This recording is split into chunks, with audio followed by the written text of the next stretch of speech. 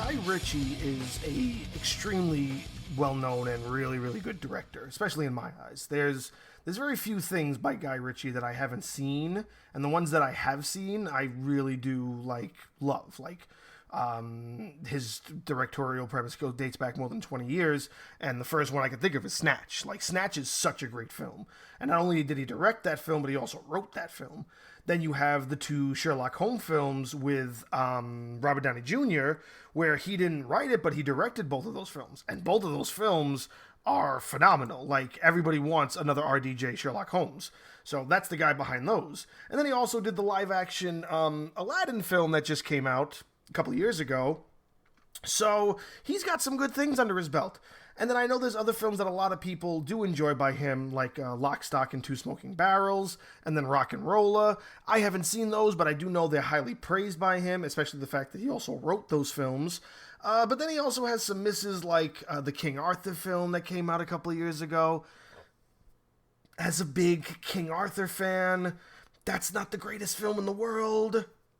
I do know The Man from U.N.C.L.E. has a couple of hits and misses as well. So, he's got his fair share of, good films and bad films, especially when it comes from the fact that he's only got about, 12 or 13 films under his belt. Now, this film is one of them, and we're going to talk about The Gentleman from about a year ago, a little less than a year ago. I think it came out in England just at the end of 2019, and then it came out internationally around that January of the next year, so 2020. So yeah, it's been out for about a year and a half now.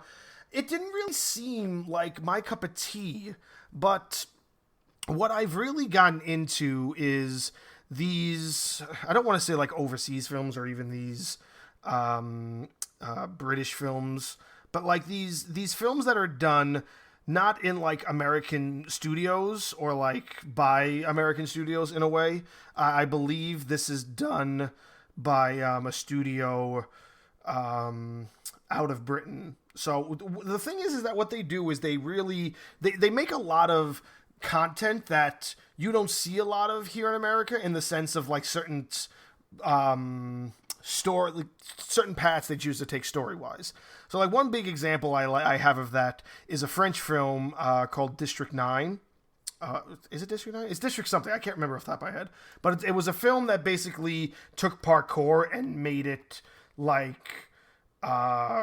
almost like a karate film using parkour. District 9 was the Alien film. So which one was this? District 13. That's what it is. Now that I think of it. It's District 13. So that's a French overseas film that became really big over here, especially during the parkour era. It starred some really good action stars from, that region. And when those came over here, I was like, okay, they're doing something that's we do that. We take action films, we reiterate stories, but they're adding some new kind of element to it. And The Gentleman is the same thing. It's just this crime film in a way, where it's all kind of about growing cannabis in the underground drug ring of the English area. And it's just the story where these characters go, and the process of how these characters move across the story.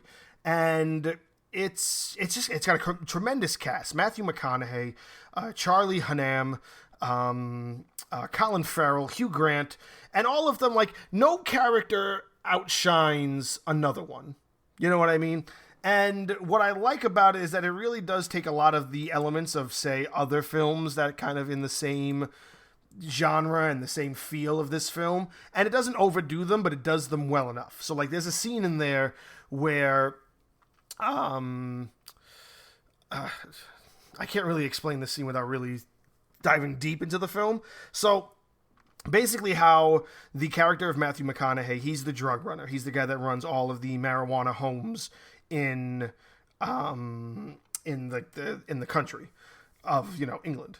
And how does he do that? Well, he buys out the underground space of all of these mansions that are getting foreclosed on, and he says, "Keep your home, I'll give you a small profit, let me build this grow house in your basement." And that's basically what he has all over the country. And what he's trying to do is essentially he's trying to get out of that business and get into something else. So when he's trying to get out of this business, he tries to get somebody to like sell to who he can make a pretty good amount of money for. And there's another guy who's trying to like get in on that process and whatnot, but you know, it's that back and forth between these two people trying to buy Matthew McConaughey's grow house empire in England. So one of the people who like own one of those houses that he has a grow house on, what he does is he takes care of these people. So he really looks out for them. And they go to him and they're like, listen, my daughter, she's a drug addict. Can you go and bring her back to us? She ran away from home and she's dealing with these druggies. So Matthew McConaughey's right-hand man is a gangster played by Charlie Hunnam. And Charlie Hunnam brings a couple of other people with him. They go to where they know that the girl is. They go to try to bring her home. And what happens is one of the dudes winds up falling out a window and dying. And as they fall out the window, these three kids are there and they're kind of like recording it with their phones.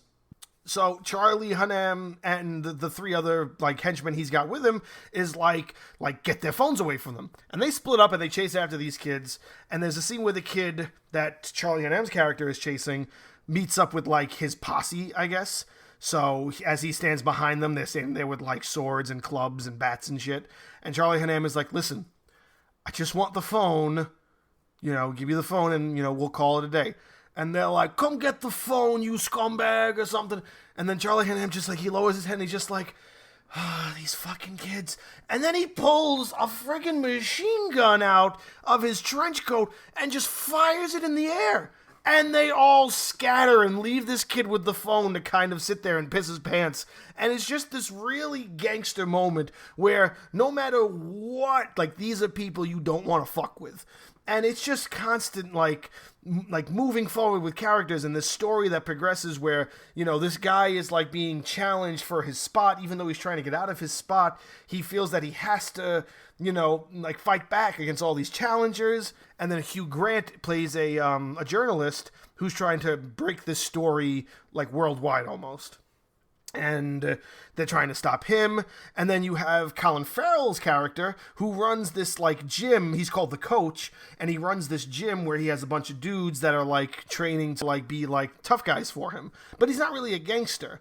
And then they accidentally rob one of his grow houses, and they're like, holy shit, we were able to get it and blah blah blah.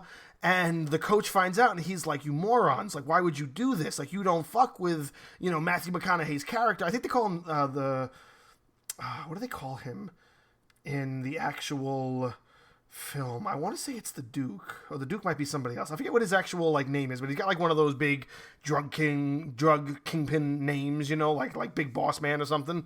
So he's like, you don't fuck with him, why would you do that? So he goes and he's like, listen, my boys robbed you. And, you know, I will pay you back. You know, I'm indebted to you. Please, you know, don't come after us. We'll return everything we still have. And I will be in debt to you until that debt is paid. And he's like, I respect you. It's very much one of those movies where it's a lot about respect, too. Like, it's about giving the respect and getting the respect in return. As long as you give it, you're going to get it. So, the guy Colin Farrell plays the Coach. And the Matthew McConaughey character, they kind of have respect for each other. Then there's another dude trying to buy Matthew McConaughey stuff. He doesn't really have respect for him. He's in cahoots with the original dude he's trying to sell to, where he's trying to like get the price brought down, so he's kind of like double scamming him. And then Hugh Grant is trying to like blackmail them, be like, listen, pay me a couple $1 million and I'll never let this story, you know, hit the tabloids or whatever. And it's just, it tells a really, really great story, and it doesn't miss a beat. There's nothing missing in the film, and I just really enjoyed it. As a person who doesn't really go towards these films, like, I'm not really driven towards a film like this, simply because, like, there's just so many of them, and, you know, it's kind of, I don't want to say it's like a period piece, but it's just one of those films that, like, I don't see the draw for me. Like, some people will see that draw just for the fact that it's a Guy Ritchie film. Some people will see it just because it's a Matthew McConaughey film. I wasn't really drawn for either of those factors. You know, like I said, I haven't watched every Guy Ritchie film. The ones I have watched are great, and I'm really glad I gave this one a chance. And what I will tell to you is that if you have kind of sat on the sidelines and kind of looked from the outside in at the film like this, and you haven't given it a chance yet, by all means, give it a shot. It's really a really good film. It's really worth giving it a chance and giving it a watch through. I thought it was super enjoyable, and I think you would too.